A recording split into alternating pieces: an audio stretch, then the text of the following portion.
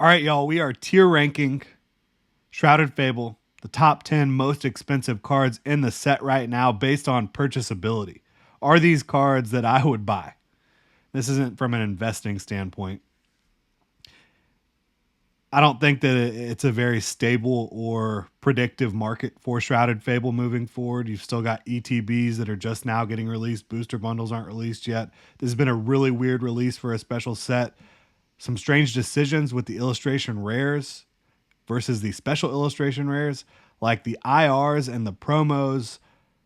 They blow the special illustration rares out of the water in this set. They absolutely do. So very strange set. I'm not a huge fan overall. Love some illustration rares in this set. Love the promos, the Kingdra EX box, the Greninja EX box, the King Gambit box. If you want to go get those, rip some packs and get those promos, I'm here for it, right? But overall, I don't think this is a highly investable set. I would not recommend it at this point. Like, yeah, if you sit on some sealed product long enough, is it probably going to go up? Yes, but this is, in my opinion, probably the worst set of Scarlet and Violet so far. But we're going to dive into these top 10 most expensive cards from Shrouded Fable and tier rank them. And it's going to be a bloodbath. It's going to be ugly. There's a few cards I might recommend here, but not many. So Cassiopeia is the most expensive card, still sitting close to $80 on TCG Player. It's a really nice card. I have to admit, like, this is a great trainer card. I, for one, am not a fan of these super expensive trainer cards. Like, I'm here for the Pokemon. That's just me. I know a lot of people love these trainers.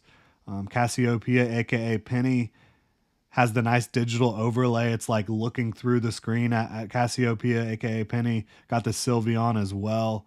Um, can I recommend buying this? Like, would I buy this for $80? I wouldn't. I absolutely would not. But because it is a nice card, really nice art, I'll put it in the D tier, not in the F tier. I wouldn't buy it, but I could understand if someone would want to, and I could also see, like, it is it possible that this card could go up in value at some point down the road? Maybe. It's already $80 though. I'm just not in on it, even though it is a very nice illustration rare, special illustration rare. Excuse me. What else do we got here? Pheasantipity, I think, is the second most expensive card. This Pheasantipity special illustration rare, which, if we were talking illustration rare, I'm all in on it. It's extremely cheap, extremely affordable. It's a beautiful art, but this special illustration rare, it's in the F tier for me.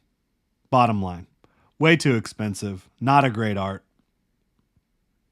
It's like it's trying to be a cheap copy of the Lugia from Silver Tempest, the way the Pheasantipity is posing in this card. So, yeah, absolutely not. And I think posing is probably a good word for it. What else you got? You got the Earthen Vessel, I think, is like $50. Sorry. F tier. No chance. No chance. Even if this is like a highly playable card, there's no chance I'm spending $50 on a trainer card. Item card. Nope. What else do we got? What's the next most expensive card? Is it Pecharunt? I think it is. And again, the Pecharunt promo card from Shrouded Fable that comes in the ETBs, beautiful card. I think this card's about $30 right now. No chance. I just don't like the art style of these special illustration rares outside of Cassiopeia in Shrouded Fable. I think they were a big, big whiff.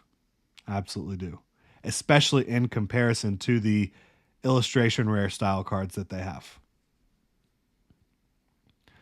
What's next? Is Persian the next most expensive card? About $27, I think. Personally, for me, collecting wise, I look at $27 and I say I can go get this same card Japanese for like $3 or $4, which that's what I would do, but we're only talking about English right now. And I actually pulled the Persian from Night Wanderer. Pulled Persian, pulled Horsey, two of the cards I wanted. 27 bucks. Thinking about this here. That's not like gonna break the bank, obviously. Are there other cards I might rather have at that price point throughout other sets? Probably, but this Persian is awesome. It is. So I'll put it in the C tier. Again, because like, would I not recommend buying it? No, like I think it's fine to buy, but I would go for the Japanese one that you can get much cheaper. Fractions of the cost. That's kind of how I view it right now. But again, in English at 27 bucks, I think it's sitting at. I don't think that's like a bad buy. What else do we got? Okie Dogie, I think, is around the same price point. Special illustration rare. Again, love the illustration rare. It's a great card.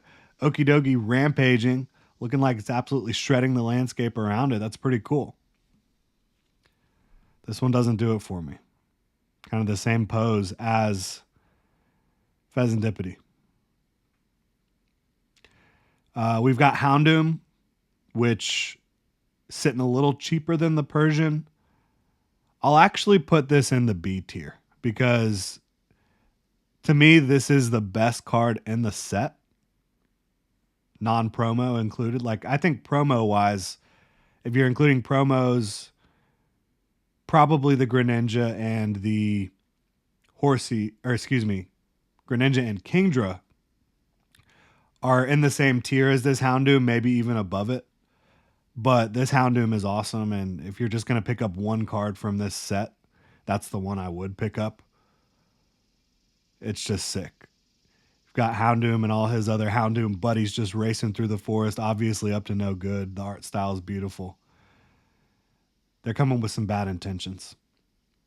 You've got the Monkey Dory special illustration rare. It's in the same boat as the rest of these special illustration rare Pokemon. And look, the Loyal 3 story with Pecharunt, with Ogerpon, it's a devastating, sad story. I highly encourage y'all to go check it out. I think there's a video you can watch about it. Obviously, it's part of the DLC in Scarlet and Violet, and you can also just go read the recap of the story somewhere. But it's a devastating story, as I've mentioned many times on the channel. But these special illustration rares don't do it for me at all. And again, it's not because I don't think the Pokemon are cool. It's the art style. It's the direction they went with these special illustration rares. If they had gone with the illustration rares and the promo for Pecharunt as the special illustration rares in this set, I think the set would be viewed entirely differently. I really do. And they're never going to be the most popular Pokemon. These ones aren't.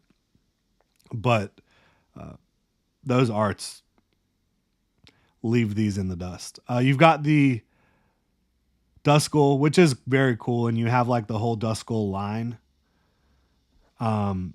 This is pretty expensive. Like, I look at this compared to Pidgey, which is like the similar situation in Scarlet and Violet, where in one set you have like the whole Pidgey line that kind of goes together.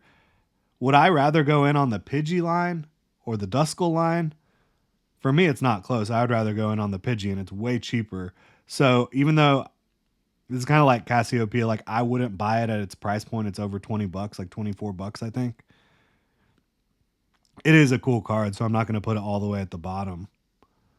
And then you have your holographic dark energy. I mean, no, absolutely not. Zero chance. So that kind of shows you where I'm looking with Shrouded Fable. I mentioned it before we got started, but it ain't pretty. It ain't pretty for me.